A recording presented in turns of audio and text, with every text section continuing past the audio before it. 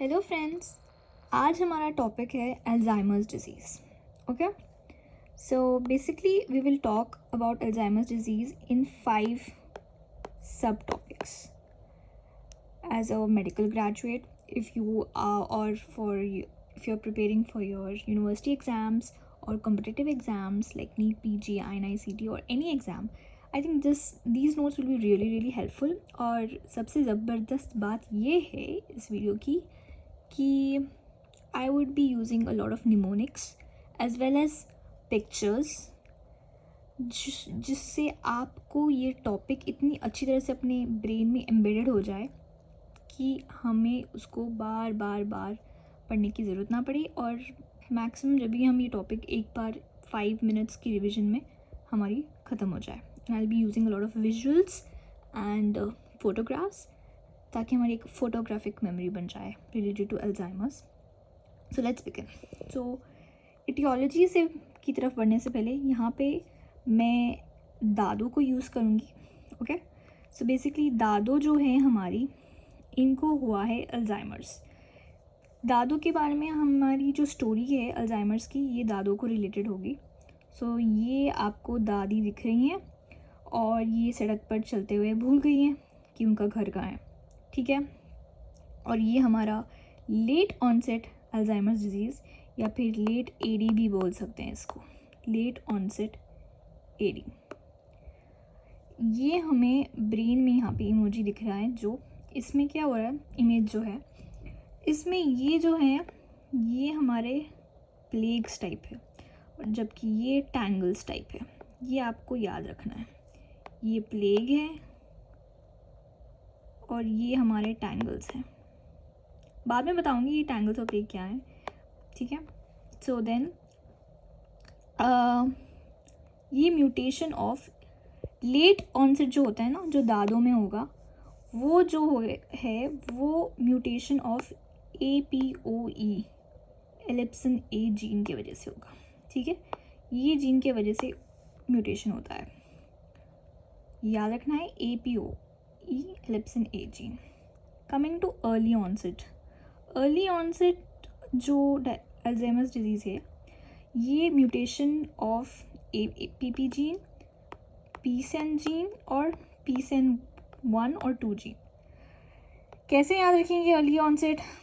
Recently Saiyaara movie release हुई थी, उसमें वानी बत्रा को आप जानते हैं अल्जाइमर्स डिजीज़ डायग्नोज हुई थी, तो you can remember her from this year.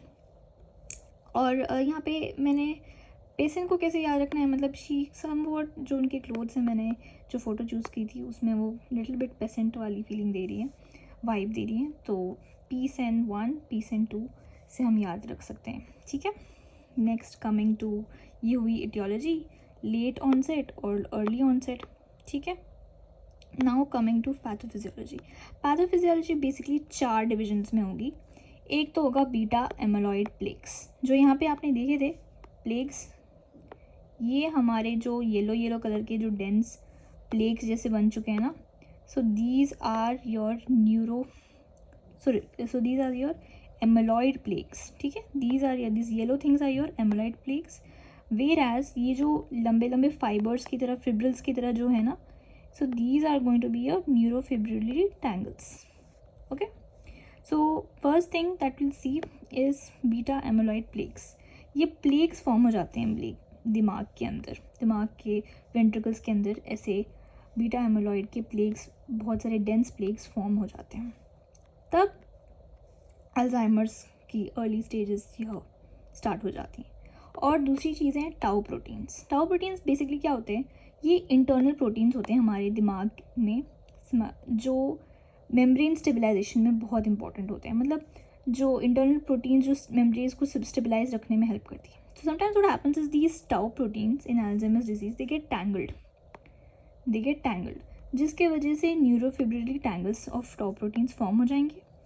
And वो टैंगल्स जो हैं वो हमारे सेल ट्रांसपोर्ट को, जो नॉर्मल टैंगल्स से, जो नॉर्मल फाइबर्स से वो तो हेल्प कर रहे थे, बट अब जो टैंगल्ड न्यूरोफिब्रिलरी टाउ प्रोटीन्स है वो सेल ट्रांसपोर्ट को बर्बाद कर देंगे. Just like that song Barbaad from Saiyaara. So बर्बाद कर देंगे, you can remember it like that. So beta amyloid plaques and tau proteins, ये काफ़ी इंपॉर्टेंट है, हाई यील्ड है, इसमें से बहुत सारे क्वेश्चंस भी बनते हैं आपके। Next coming to third thing is inflammation. Neuro inflammation भी होता है। हमारे माइंड में, हमारे ब्रेन में माइक्रोग्लिया नाम के सेल्स होते हैं जो बेसिकली इनएक्टिव फॉर्म में रहते हैं। नाउ जब ये एक्टिव हो जाते हैं तो इनके वजह से सेल डेथ का जो प्रोसेस है वो एक्सेलरेट हो जाता है, जिसके वजह से बहुत सारे न्यूरोनल एक्सोनल बॉडीज़ जो हैं वो डाइव कर देते हैं, ठीक है। बहुत सारे neuronal axonal bodies they will die. Okay, now coming to fourth reason is synaptic loss. Synapse loss, synapse nothing but जो एक न्यूरॉन और दूसरे न्यूरॉन को कनेक्ट करता है वो सिनेप्स। वो सिनेप्स अगर लॉस हो गया तो न्यूरॉन के बीच में कनेक्शन नहीं रहेगा, और अगर कनेक्शन नहीं रहेगा तो ब्रेन श्रिंक होने लगेगा, ठीक है। नाउ अभी ये हम पिक्चर जो देखते हैं यहाँ पे, ये दिखा रहा है healthy brain. Mild Alzheimer's disease में क्या होता है और सिवियर अल्जाइमर्स डिजीज़ में there is a shrinkage of cerebral cortex, severely enlarge ventricles होते हैं इसमें, severely enlarge ventricles. Okay, so this was about the 4 stages. फिर से एक बार देख लेते हैं। Beta amyloid plaques, tau proteins जो स्टेबलाइज करते हैं, अगर टैंगल हो जाएंगे तो वो बर्बाद कर देंगे किसको, सेल्स के ट्रांसपोर्ट सिस्टम को। थर्ड हमारे पास inflammation, neuro inflammation because of microglia activation, and fourth was synaptic loss because of जिसकी वजह से ब्रेन श्रिंकेज हो जाएगा। Now coming to diagnosis. Diagnosis देखा गया तो हम कैसे, जैसे कि आपने उसमें देखा था मूवी में, जो डॉक्टर थी she took an examination of a couple of questions. Now that was the mini mental status examination. Basically इसका स्कोर अगर 25 से ऊपर होगा तो हम बोल सकते हैं कि वो अल्जाइमर्स डिजीज़ से सफ़र कर रही है। बेसिक क्वेश्चंस पूछते हैं कि उनको, जैसे कि where are you now, tell me the location of your home, ये याद रखें। 2-3 चीज़ें वो याद रखने के लिए बोलेंगी, और 2 मिनट के बाद वो उनको पूछेगी पेशेंट को, and the patient won't be able to remember और tell, like house number, sector number और अ नेम ऑफ पर्सन, ठीक है। Coming to blood test. Blood test में भी हम लोग है ना, एक प्रोटीन होता है, ये रिसेंट स्टडीज़ में पता चला है कि पी टाउ 217 नाम का एक लेवल ब्लड टेस्ट में दिखता है, and this is very significant, significantly can be seen in the early stages of Alzheimer's disease so that we can detect it, और इससे मेमोरी लॉस स्टेज तक जाने से बचा जा सकता है। I mean you can detect these p tau 217. Coming to MRI. MRI में श्रिंकेज ऑफ ब्रेन दिखेगा। पेट स्कैन बहुत अच्छा होता है क्योंकि इसमें हमको सिग्निफिकेंट एमाइलॉइड प्लेक्स और टाउ प्रोटीन ट्रायंगल्स देखने को मिलते हैं। ये नॉर्मल ब्रेन है, मैंने MRI यहाँ पे एक पेट इमेज देखी है, लिखी रखी है। सो ये एक नॉर्मल इंसान का ब्रेन है, और ये एक अल्जाइमर्स डिजीज़ वाले पेशेंट का ब्रेन है। यहाँ पे you can see dense yellow colour, this is the amyloid, beta amyloid, and these are the fibrils are in red color or orange color fibrils. Those are the neuro tau proteins, tangled tau proteins. Okay, so that was about the PET scan. So diagnosis में we have mini mental status, the blood test जिसमें we'll have p tau 217. MRI में we'll see the shrinkage of the brain. PET scan में we'll have amyloid plaques and tau tangles. You can significantly see that. लेकिन सबसे important चीज़, CSF findings is the gold standard in case of Alzheimer's disease. So what is the gold standard in Alzheimer's disease? We are going to see the CSF में prominent amyloid plaques और tau proteins देखने को मिलेगा। We can detect the levels.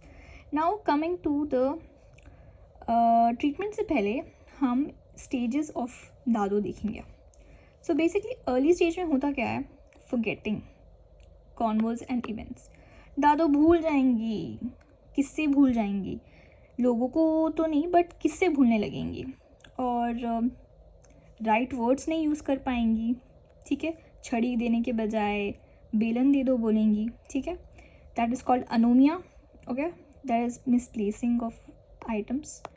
Next misplacing like not using the right words. Then और एक चीज़ होती है misplacing items. She can even keep the keys in the fridge and forget. So that is the early sign of Alzheimer's disease. Coming to middle में we can see confusion of time and place. Now she would be confused and she'll have a lot of like anxiety and suspicion about a person. If she sees her own daughter, she'll be like, who is she? Okay, so there's a suspicion and she'll be confused, forget easy math also, and she won't even remember the daily activities which she used to do. And anxiety होगा, जो daily activities जो normally करती थी, that will be difficult to do now. Faces difficulty in complex daily tasks. Next, coming to late stage में दादो will become completely 24/7 उनको care होना ज़रूरी है. She can't even swallow, dysphagia देखने को मिलेगा. There is loss of speech and balance. That is a late stage. Finally coming to treatment basically इसका कोई क्योर नहीं है, स्पेसिफिक क्योर कि यहाँ ये देंगे तो ठीक हो जाएगा patient. No, there is no proper exact treatment, but we can slow the progression of the disease by giving basically 3 types of drug regimen. First would be the monoclonal antibody. This is a recently introduced ones, which is lecanemab and donanemab. Nimab is something that you can understand कि ठीक है monoclonal antibodies. ये दोनों को याद कैसे रखेंगे? लिखा is nothing but लिखा type. लिखा दोना. दादो बोल रही है लिखा दोना. So लिखा दोना, निमाब एंड दोनानिमाब. यहाँ पे यू कैन रिमेंबर 2 फ्रेंड्स, दोनों को बूढ़े होने पर AD हो गया. सो लिका दोना, remember this. Next coming to cholinesterase inhibitors like donepezil and rivastigmine. Donepezil, dona, you can remember like that also. Donepezil and rivastigmine. Coming